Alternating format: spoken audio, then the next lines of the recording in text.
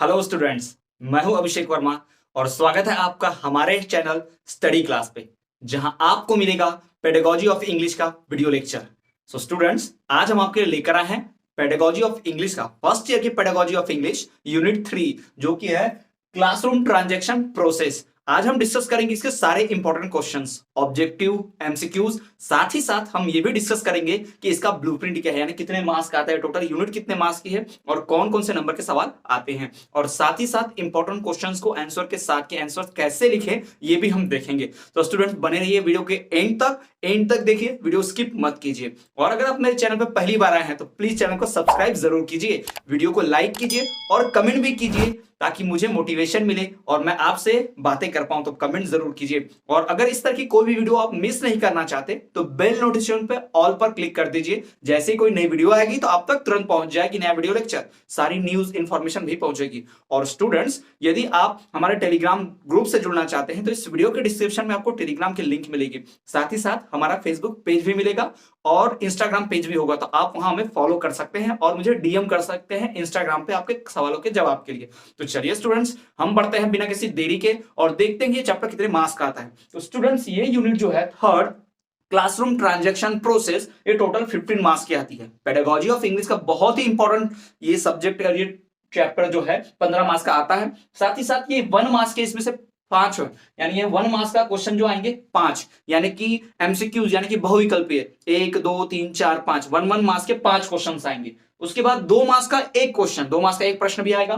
साथ ही साथ 4 मार्क्स के 2 प्रश्न आएंगे, यानी 8। तो 8 नंबर ये हो गए, 2 नंबर ये हो गए 10 और ये 5 15। तो इस तरह से टोटल 15 मार्क्स की यूनिट है। टोटल 15 मार्क्स इस यूनिट से आने वाले हैं। तो चलिए स्टूडेंट्स, बिना किसी देरी के हम शुरू करते हैं, डायरेक्ट बढ़ते हैं एमसीक्यूज की ओर। चैनल को सब्सक्राइब करके बेल नोटिफिकेशन ऑल पर रख दीजिए ताकि आप कभी ऐसे कुछ वीडियोस को मिस नहीं करें। और क्लासमेट्स और फ्रेंड के साथ जरूर शेयर कीजिए ताकि उनको भी डीएलएड की पढ़ाई करने में सहायता मिले और आपका भी फ्यूचर अच्छे से बन पाए। आप सभी फ्यूचर टीचर्स हैं तो आपको हेल्प करनी चाहिए। तो चलिए बिना किसी देरी के आगे बढ़ते हैं और देखते हैं एमसीक्यूज को।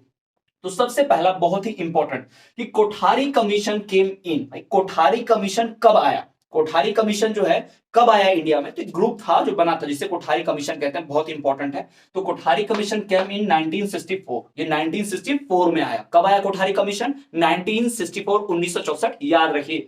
दूसरा, 3 language formula is given by, ये 3 लैंग्वेज का फॉर्मूला किसने दिया था? यानी 3 लैंग्वेज में पढ़ाई होनी चाहिए, 3 लैंग्वेज होनी चाहिए, first language, second language, third language, ऐसा। तो ये किसने दिया? तो ये दिया था कोठारी कमीशन ने। ये आइडिया भी किसने दिया? कोठारी कमीशन, जो कब आया? 1964, जो भारत सरकार द्वारा बनाया गया कमीशन था, पढ़ाई लिखाई को देखने के लिए, छात्रों की पढ़ाई, शिक्षकों की पढ़ाई को बेहतर बनाने के लिए आया था ये। तो कोठारी कमीशन ने ही 3 लैंग्वेज का फॉर्मूला दिया है। बढ़ते हैं अगले प्रश्न की ओर। तो अगला प्रश्न है कि role play is an activity for promoting. Role play जो है एक ऐसी एक्टिविटी, ऐसी क्रिया है जो क्या प्रमोट करती है, क्या बढ़ाती है? Role play is an activity for promoting speaking and listening. जी हाँ, स्पीकिंग और लिसनिंग। रोल प्ले आपने ड्रामा देखा होगा, कोई किसी का रोल करता है, नाटक करता है, डायलॉग्स बोलने पड़ते हैं और कोई सुनता है डायलॉग को, तभी तो उसका ध्यान से जवाब दे पाता है। तो इससे स्पीकिंग और लिसनिंग यानी कि सुनने की और बोलने की क्षमता छात्रों में डेवलप करनी है, इसीलिए जो है रोल प्ले की एक्टिविटी करवाई जाती है। अक्सर शिक्षक कक्षा में ये एक्टिविटी करवाते हैं। चलिए बढ़ते हैं अगले प्रश्न की ओर। Scanning and skimming are strategies for. ये स्कैनिंग और स्कीमिंग जो है ये स्ट्रेटेजी है, किस चीज की स्ट्रेटेजी है? Scanning and skimming are strategies for reading. जी हाँ, ये रीडिंग की, पढ़ने की। स्कैनिंग और स्कीमिंग जो है क्या की स्ट्रेटेजी है? रीडिंग की स्ट्रेटेजी है। ये आपको ध्यान रखना है, किस चीज की स्ट्रेटेजी? तो रीडिंग की स्ट्रेटेजी। ये आपको परीक्षा में आ सकता है, ध्यान रखिएगा। स्कैनिंग, स्कीमिंग, रीडिंग, आप याद रख सकते हो ट्रिक से, स्कैनिंग, स्कीमिंग, रीडिंग। ठीक है, बढ़ते हैं अगले प्रश्न की ओर। A good paragraph writing in English involves. English के गुड पैराग्राफ राइटिंग में क्या इन्वॉल्व होता है? A good paragraph writing in English involves ideas and presentation. क्या होता है उसमें? आइडियाज होते हैं और प्रेजेंटेशन होता है। जी हाँ, ए good paragraph writing in English involves ideas and paragraph. अगर आप एक सही इंग्लिश पैराग्राफ देखते हैं, पैराग्राफ राइटिंग तो आपको पता होगा, आधे पेज का पैराग्राफ लिखना। हाँ, तो उसमें क्या होता है? उसमें आइडियाज होते हैं, प्रेजेंटेशन होता है, साथ ही साथ कोहेरेंस और करिकुलम भी होता है। तो आप आइडिया प्रेजेंटेशन लिखेंगे तो सही है। उसमें नए नए आइडियाज और किस तरह से प्रदर्शित कर रहे हैं आप, इतना लिखना आधा पेज, आधे पेज को कैसे लिख रहे हैं ये इंपॉर्टेंट है। अगला प्रश्न, इंडिया इज ए, भारत क्या है? भारत भाई ऐसा देश है जहां मल्टी लैंग्वेज यानी ढेर सारी भाषाएं बोली जाती हैं, ढेर सारे धर्म है, ढेर सारा कल्चर है। तो हम कहते हैं इंडिया इज ए मल्टी लैंग्वेजल यानी कि बहुभाषीय, मल्टी कल्चरल, बहुसंस्कृति, मल्टी रिलीजियस, यानी कि बहुधार्मिक, ढेर सारे धर्म वाले रहते हैं इंडिया में। तो इंडिया ऐसा एक देश है, तो आपको ध्यान रखना है कि इंडिया में मल्टी लैंग्वेज, मल्टी कल्चरल और मल्टी रिलीजियस कंट्री है। Okay. National curriculum framework related to the year, national curriculum framework ये किस वर्ष में आया था? नेशनल करिकुलम फ्रेमवर्क किस वर्ष में आया? तो 2005 में, 2005 में नेशनल करिकुलम फ्रेमवर्क डेटेड 2005। बढ़ते हैं अगले प्रश्न की ओर।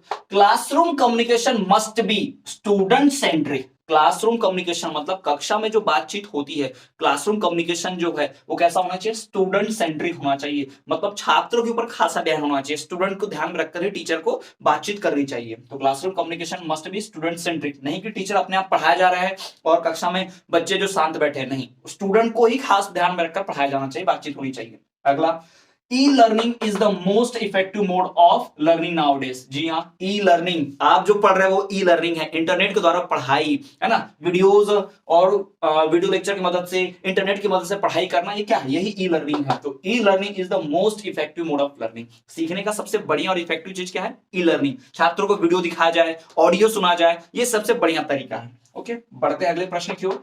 The aim of dictation to make student, The aim of dictation is to make student educated.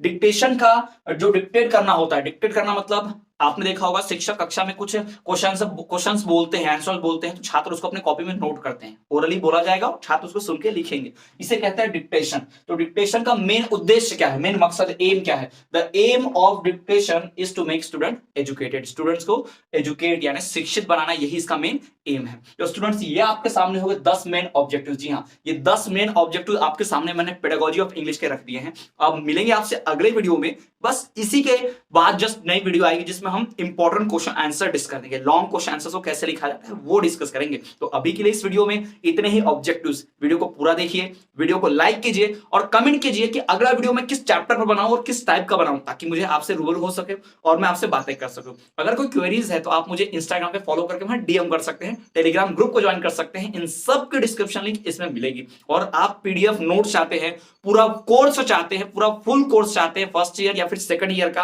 तो आप क्या कर सकते हैं, मुझे मैसेज कर सकते हैं व्हाट्सएप पे, नंबर डिस्प्ले हो रहा है, आप मुझे मैसेज कीजिए। बहुत ही कम पैसे में आपको पूरा कोर्स अवेलेबल होगा, वीडियो लेक्चर्स, पीडीएफ नोट्स और सभी कुछ। तो चलिए स्टूडेंट्स, आज के लिए इतना ही। देखने के लिए, वीडियो के अंत तक बने रहने के लिए बहुत बहुत धन्यवाद। मिलते हैं आपसे अगले वीडियो में, तब तक के देखते रहिए हमारा चैनल स्टडी क्लास।